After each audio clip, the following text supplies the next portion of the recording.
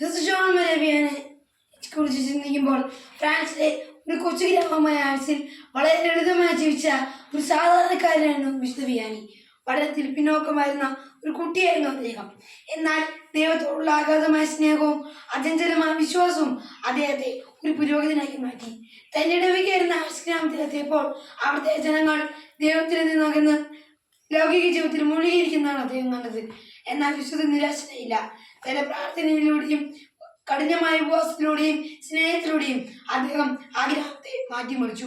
വിശുദ്ധന്റെ പ്രസംഗങ്ങൾ കേൾക്കുവാനും കുമ്പസാരിക്കാനുമായി ഫ്രാൻസിലെ വിവിധ ഭാഗങ്ങളിൽ നിന്നും മറ്റു രാജ്യങ്ങളിൽ നിന്ന് പോലും ആളുകൾ ആഴ്ചയിലേക്ക് ഒഴുകിയെത്തി. ആയിരക്കണക്കിന് ആളുകൾക്ക് മാനസാന്തരം നൽകുവാനും അവരെ ദൈവത്തിലേക്ക് അടുപ്പിക്കാനും വിശുദ്ധന് സാധിച്ചു. വിശുദ്ധ വിയാനി ഒരു നല്ല പ്രസംഗകനോ പണ്ഡിതനോ ആയിരുന്നില്ല.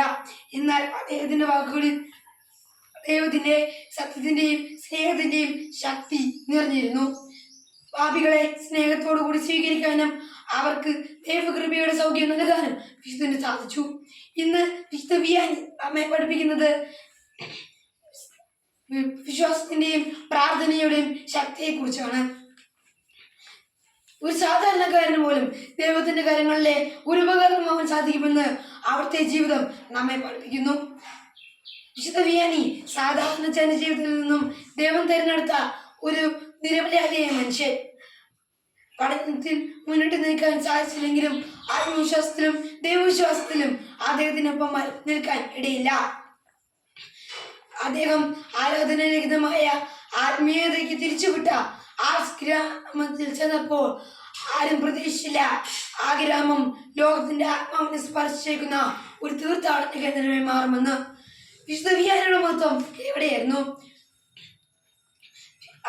അദ്ദേഹം ആദ്യ കുർബാനയും കുമ്പസാരവും പ്രാർത്ഥനയും ഉപവാസവും വഴി ആത്മീയ ശുചിത്വത്തിന്റെ ദീപം തെളിച്ചവൻ.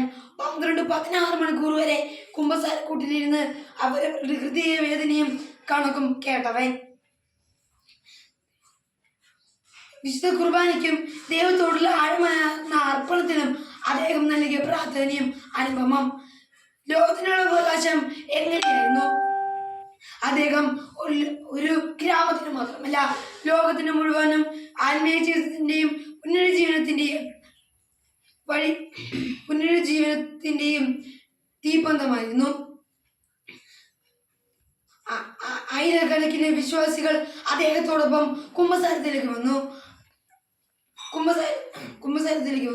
അവർ അവിടെ ദൈവത്തെ നേരിൽ അനുഭവപ്പെട്ടു.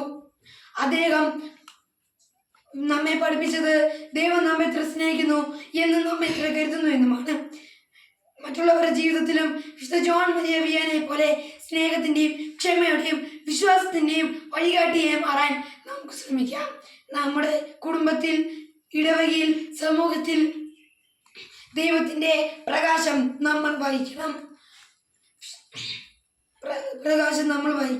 വിശുദ്ധ ജോൺ മരിയ വിയാനി എന്ന വലിയ ദൈവത്തിൽ നിന്നും ഒരു പൊൻകണമായാലും പകരാൻ നാം തയ്യാറാകണം. വിശുദ്ധ ജോൺ മരിയ വിയാനി ഞങ്ങൾക്ക് വേണ്ടി അപേക്ഷിക്കണമേ. ഇത്രയും പറഞ്ഞുകൊണ്ട് ഞാൻ എൻ്റെ വാക്കുകൾ നിർത്തുന്നു. നന്ദി, നമസ്കാരം.